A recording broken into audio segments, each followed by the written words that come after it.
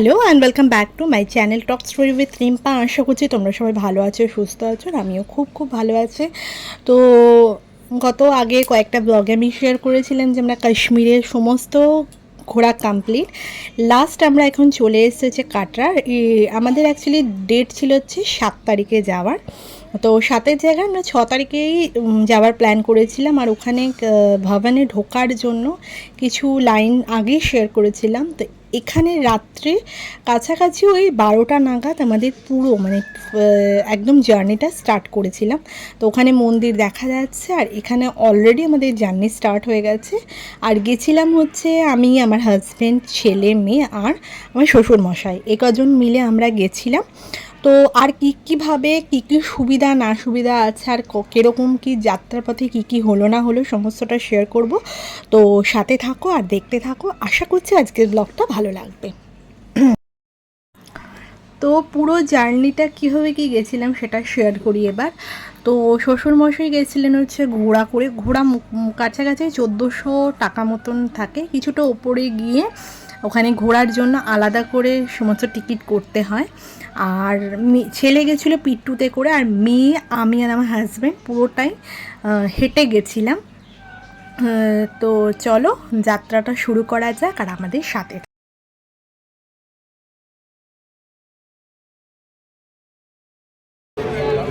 নাক করছে দেখ।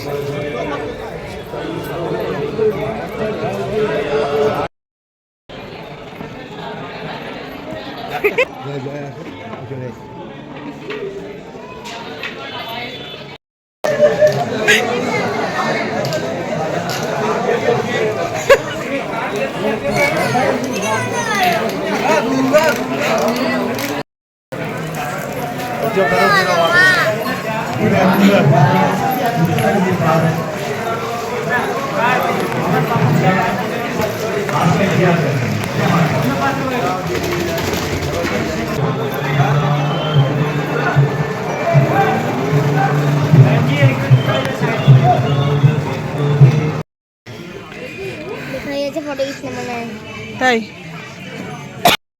ভিডিও করছি। ভিডিও করে কি হবে?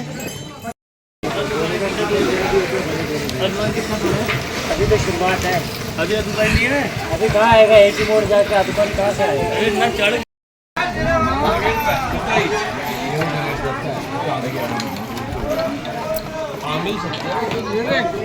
लास्ट इन्हें बोलो लास्ट लास्ट लास्ट स्टे। হ্যাঁ এদিকে আয়। এরকম চলে ইজি না? কোরকম? প্লেন হ্যাঁ প্লেনে তো অবশ্যই ইজি। তানাকোটে গেলেই হতো। হ্যাঁ তানাকোট গেলেই হতো। তো কি এখন করে? এবার ভাইয়ের এটা পাওয়া যেত না, তাড়াতাড়ি হবে। ওকে, উঠতো তাড়াতাড়ি হতো, উঠতে কষ্ট হয়, সিঁড়িতে তো কষ্ট হবে। ভক্তি করে হেঁটে হেঁটে যাচ্ছ, দেখো যে তুমি উঠছো বৈষ্ণদেবী মাতাকে মন্দিরে। ঘোড়া আসছে না না, এটা তখন কাছাকাছি অর্ধেক রাস্তা আমরা পৌঁছাইনি, অর্ধেক রাস্তা হচ্ছে অর্ধকুমারী অবধি। এখন কাছাকাছি বাজে হচ্ছে 1:45 মতন। তো আমাদের প্রথমে যেটা প্ল্যান ছিল সেটা হচ্ছে 7 তারিখে আমরা ভোরের দিকে যাব, কিন্তু ওপরতে শ্রীনগর থেকে কাটরা নামার সময় বুঝতে পারলাম যে ওয়েদার খুব গরম, আর সকালের দিকে আরও কষ্ট হতো। তো সেই জন্যই ভেবেছিলাম যে একটা দিন হাতে থাকবে, রেস্টও পাবো। তো আমরা রাতেই যাত্রাটা স্টার্ট করি। তো সেই মতো অনুযায়ী রাতেই যাত্রাটা স্টার্ট করেছিলাম। আর কুটি মাসি যখন দেখবে বলবে,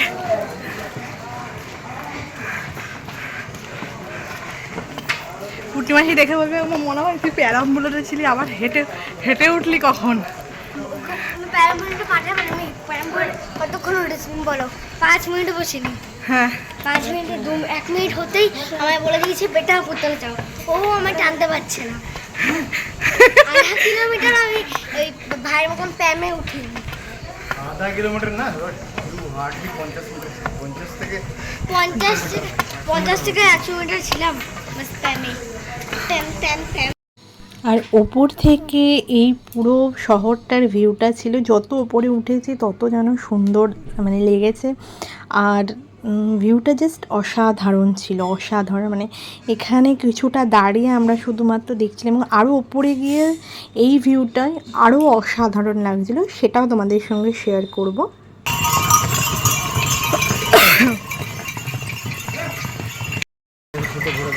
ও চাপবেই না, ও কুটি মাসে হেঁটে গেছে, ও হেঁটে যাবেই যাবে। তো ফাইনালি আমরা আপাতত এখন হাফ মানে হচ্ছে অর্ধকুমারী অবধি চলে এসেছি। এবার আরও 6 কিলোমিটার মতন হাঁটা পথ রয়েছে আমাদের কাছে। তো এখানে কিছুটা রেস্ট নিয়ে দেন এখানে প্যামটা চেঞ্জ করতে হয়েছিল, প্যাম চেঞ্জ করে আলাদা একটা প্যামে করে ছেলে এবার বাকিটা উপরে উঠে যাবে।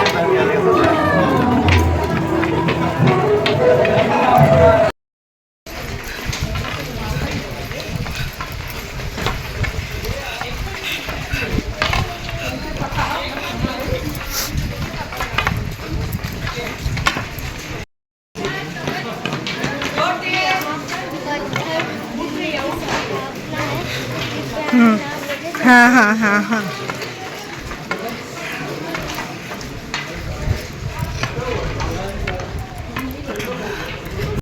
আর ফাইনালি এখানে ভবন দেখা যাচ্ছে। তো এখন কাছাকাছি প্রায় 5টা মতন বাজে। এবার ভবনের উদ্দেশ্যে আমরা সমস্ত ব্যাগপত্র জমা দিয়ে পুজো দিয়ে, এটা হচ্ছে আমি তোমাদেরকে ভোরের ভিউটা দেখাচ্ছি। মানে তখন আমাদের কাছাকাছি 10:30 মতন বাজে, আমাদের পুজো দেওয়া হয়ে গেছিলো। আর যেহেতু আমরা নবরাত্রির সময় গেছিলাম, তো এরকম সুন্দর করে ডেকোরেশন ছিল আর কি, চারিদিকে শুধু ফুল দিয়ে ডেকোরেশন ছিল। আর অ্যাজ ইউজুয়াল যেমন মাতার ভবনের ভেতরের কোনো দর্শন করতে দেওয়া হয় না। আর এই যে রাস্তাটা গেছে, এখানে হচ্ছে কাল ভৈরবজির মন্দিরের উপরেটা যাচ্ছিল। এখানে অনলাইন অফলাইন দুটোতেই টিকিট পাওয়া যায়। তো এখানে আপাতত আমাদের দর্শন কমপ্লিট করে নিয়ে দেন আমরা নিচে যাব। নিচে গিয়ে কীরকম কী শরীরের সিচুয়েশন আছে না যে সমস্তটা শেয়ার করছি। তার আগে মানে আরেকবার ভোরের দিকে তোমাদের, এটা কালভৈরবজির দিকে যাচ্ছে এই উপরে। আর এখানে আরেকবার মাতা বৈষ্ণোদেবীর দর্শন মানে মন্দিরের দর্শনটা করিয়ে দিই। তো এখানে আবার আসার সময় তখন মেয়ে আর ছেলে দুজনেই প্যামে ছিল, কারণ ছেলে সারা রাত মোটামুটি ঘুমিয়ে গেছিলো, বাট মেয়ে সারা রাত ঘুমোয়নি। মেয়ে পুরোটা আমাদের সঙ্গে হেঁটে গেছে, তো ও ক্লান্ত হয়েই গেছিলো। তো আসার পথে মেয়ে তো ঘুমিয়েছিল, তার সঙ্গে ছেলেও কিছুটা ঘুমিয়ে পড়েছিল। এবং আমাদের 24 কিলোমিটার, এবং তার সঙ্গে মন্দিরেও খালি পায়ে হেঁটে যেতে হয়। পুরোটা আমাদের হেঁটেই উঠেছিলাম আর হেঁটেই নেমেছিলাম, যা আমাদের শরীরের কন্ডিশন খুব খারাপ ছিল। কিন্তু তারপরেও একটা শান্তি হচ্ছে যে হ্যাঁ, দর্শন খুব ভালো করে করেছি, এবং ইচ্ছে খুব ছিল যে হেঁটেই যাব বৈষ্ণোদেবীতে আর হেঁটেই আসবো, সেটা একটা কমপ্লিট হয়েছে। তো আর এই যে পেছনের গাড়িগুলো, এগুলো অর্ধকুমারী অবধি এই গাড়িগুলো বুক হয়। তো এই এতটা আমরা উপরে গেছিলাম, উপর থেকে এখন নিচের দিকে নেমে যাব। নামাটা অবভিয়াসলি অনেক বেশি সহজ ওঠার থেকে। তো যাই হোক, সাথে থাকো আর দেখতে থাকো।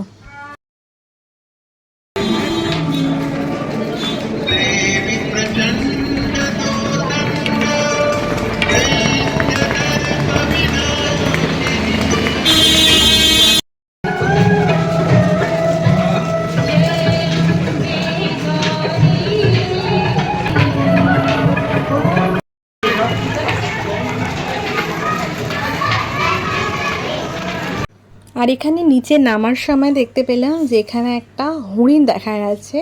আর আরও জানতে পারলাম যে মান্যতা আছে নাকি, যেহেতু মাতা একদম ওপরে বসবাস করেন, যার জন্য চারপাশে কোনো মানুষ বসবাস করেন না, কারণ মাতা যেখানে মাতা আর কি প্রোটেক্ট করে, যার জন্য এখানে মানে সাধারণ মানুষ এখানে বসবাস করেন না, এতটাই মান্যতা এখানে।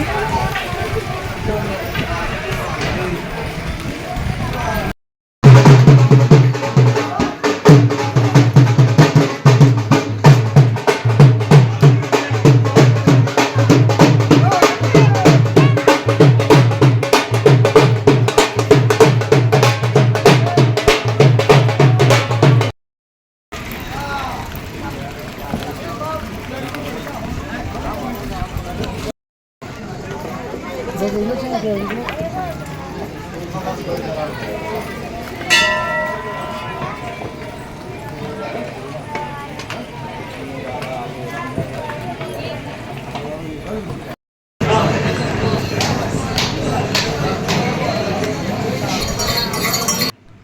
আমাদের অনেকটাই নিচে চলে এসেছি। এখন আপাতত আমরা এখন বাণগঙ্গার জায়গাটাতে দাঁড়িয়ে রয়েছি।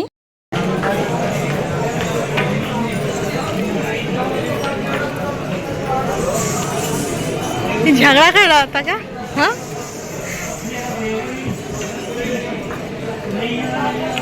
প্রায় 3টে নাগাদ আমরা নিচে নেমে এসেছিলাম। এরপরে অটো ফটো পেয়ে হোটেল পৌঁছতে পৌঁছতে 4টে বেজেছিল। তো আজকের ব্লগটা বেশি বড় না করে এখানে এন্ড করলাম। যদি আজকের ব্লগটা ভালো লেগে থাকে please like share and subscribe করতে ভুলো না। দেখা হচ্ছে নেক্সট